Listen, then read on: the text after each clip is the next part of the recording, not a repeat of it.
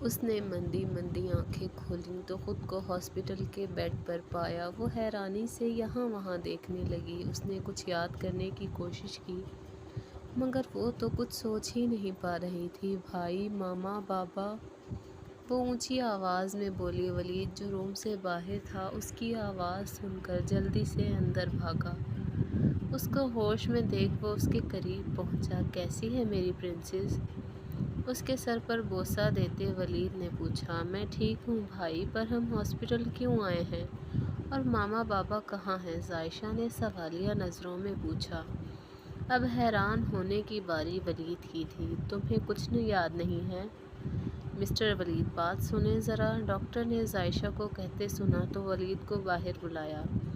دیکھیں، انہیں ابھی تھوڑی پرابلم ہوگی، 2-3 دن تک انہیں سب یاد آ جائے گا، لیکن آپ کو خاص خیال رکھنا ہے کہ وہ اب ٹینشن نہ لیں، ڈاکٹر نے کہا تو ولید سر ہلاتے اندر گیا۔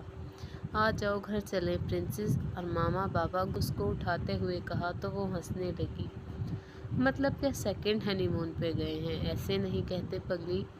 اس کی ہنسی نے ولید میں جیسے روح پھونک دی تھی، پھر وہ ہنستی ہنستی رونے لگی۔ بھائی، میرا دل کر رہا ہے میں روؤں، مجھے بہت خالی سا لگ رہا ہے، وہ اس کے کندھے پر سر ٹکا کر بولی۔ تو ولید کے دل کو کچھ ہوا، وہ سوچ نہیں پا رہی تھی، لیکن اپنے دل کا کیا کرتی؟ مجھے اپنے ماں باپ کو نہ پا کے بے چین تھا۔ ہم گھر چلیں یا یہیں رات گزارنی ہے؟ ولید اس کا ہاتھ پکڑتا اس کو لیے ہاسپٹل سے نکلا۔ ہم کہاں جا رہے ہیں بھائی؟ کسی انجان راستے کو دیکھ عائشہ نے پوچھا۔ ماما بابا گھر نہیں ہیں، پھر ہم گھر جا کر ان کی کمی فیل کریں گے، اس لیے ہم آج ہی ملتان جا رہے ہیں، ولید نے کہا تو وہ سر ہلا گئی۔ ماما، ہمیں ایسے نہیں آنا چاہیے تھا، ان کو ضرورت ہوگی نا ہماری، سحر نے رونے کی وجہ سے بھاری آواز میں کہا۔ بکواس بند کر لڑکی، زیادہ بک بک کی نا تو جان نکال لوں گی، عائلہ خان نے نخوت سے کہا۔ سحر نے حیرانی سے اپنی ماں کو دیکھا جس کا بات کرنے کا انداز ہی بدل گیا تھا۔ ماں، یہ آپ کیسے کہہ سکتی ہیں؟ وہ آپ کی بہن کی اولاد ہے۔ بہن نہیں ہے، دوست تھی، جس نے مجھ سے وہ سب کچھ چھین لیا جو میرا تھا، لیکن اب جو اس کا ہے وہ سب میرا ہوگا۔ وہ نفرت سے پھنکاری تھی، محبت کا لبادہ اوڑھ کر وہ نفرت کرتی تھی ان سے۔ سحر رکے، آنسو پھر بہنے لگے۔ ماما، نہیں ہوں میں تیری ماں، سمجھی تو؟ ارے راستے میں پڑی ملی تھی تو ہمیں، مرزا نے تجھے میرے سر منڈ دیا۔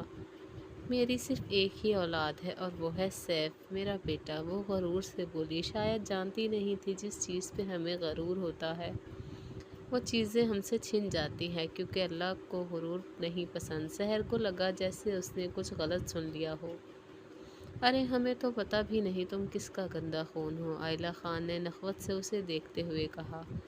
سحر یہ بات سن کر لڑکھڑائی تھی۔ یہ اس کی زندگی کی حقیقت اتنی بھیانک ہوگی اس نے سوچا تک نہیں تھا۔ پہلے مجبوری تھی تمہیں جھیلنا، مگر اب وہ مجبوری ختم ہو گئی ہے۔ مرزا ختم، اس کی کہانی ختم، انہوں نے قہقہ لگاتے کہا۔ سحر کے کان سائیں سائیں کرنے لگے تھے۔ جس کو ماں سمجھا وہ ماں نہیں تھی، مگر آج تک اس نے اسے پالا تھا۔ نہ اٹھ، نکل یہاں سے، چل اٹھ، عائلہ خان اس کو بازوں سے گھسیٹتے کہا جو رو رو کر ساکت ہو چکی تھی۔ ماں نہیں، پلیز نہیں، مجھے گھر سے مت نکالیں، میں مر جاؤں گی، پلیز۔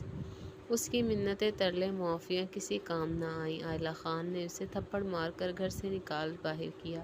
وہ منہ کے بل جا گری۔ جا دفع ہو، جس جگہ سے تجھے لائے تھے آج اسی جگہ تجھے بھیج رہی ہوں، انہوں نے موسم بدلتے دیکھ کہا اور دروازہ بند کر دی اندر چل دیں۔ یہ ہوائیں گواہ ہیں میرے درد کی، یہ آندھی جو میری زندگی میں آئی ہے، ایک دن جب تم لوگ رو گے تو بارش نہیں بلکہ طوفان آئے گا، اس دن قہر برسے گا، مجھے برباد کرنے والوں میری دعا ہے تم اس سے بھی بدتر حالات کا سامنا کرو، یا اللہ انصاف کرنا اور جلدی کرنا تاکہ میں اپنی آنکھوں سے ان کو تڑپتا دیکھوں۔ وہ کرب سے کہتی چیخی تھی۔ بارش نے اس کو بھگا دیا تھا، آسمان میں بجلی کڑکی جیسے اس کی دعائیں سنی جا چکی ہوں۔ مکافات عمل ضرور ہوگا، درد دیا ہے تو اپنی ذات پر جھیلنا بھی پڑے گا، عورت کمزور نہیں ہوتی، یہ دنیا اسے کمزور کر دیتی ہے میری جان، جب دنیا تمہیں نیچے گرائے نا تو پھر تم خود سے اٹھ کھڑی ہونا، جب تک ہو سکے خود کے لیے لڑنا، دنیا ظالم ہے چندہ اور وہ ظلم کرے گی، لیکن ظلم سہنا اور ظلم کرنا دونوں ہی گناہ ہیں۔ پرومس کرو تم دونوں کبھی ہار نہیں مانو گی، جب تک جان ہے تب تک کوئی بھی مسئلہ ہو ڈٹ کے مقابلہ کرو گی۔ مسز مرزا نے ان کو رسانیت سے سمجھاتے کہا تو عائشہ اور سحر نے جھٹ سے ہاتھ آگے کیا۔ ہم کمزور نہیں ہیں نہ ہوں گے، ہم وعدہ کرتے ہیں ظالموں کی بینڈ بجا دیں گے۔ وہ دونوں ساتھ بولیں تو سب ہنسنے لگے۔ اس کو مسز مرزا سے کیا اپنا وعدہ یاد آیا تو وہ اٹھ کھڑی ہوئی اور پیدل چلنے لگی۔ تھوڑا دور چلنے کے بعد وہ ایک ہوٹل کے پاس آ رکی اور اس کے اندر گئی۔ میم آپ اکیلی آئی ہیں؟ اور سر؟ اندر جاتے ہی مینیجر نے اس سے احتراماً پوچھا۔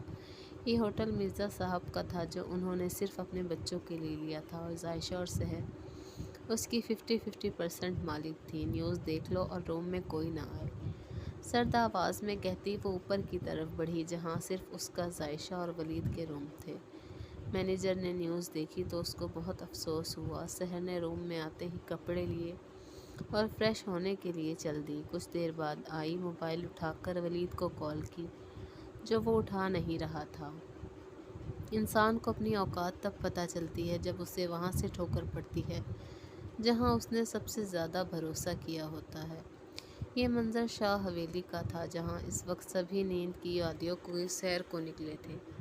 وہیں ایک سایہ یہاں وہاں دیکھتا، کوئی چور آہستہ سے دیوار کے ساتھ لگے پائپ پر چڑھا تاکہ مطلوبہ کمرے میں جا کر چوری کر سکے۔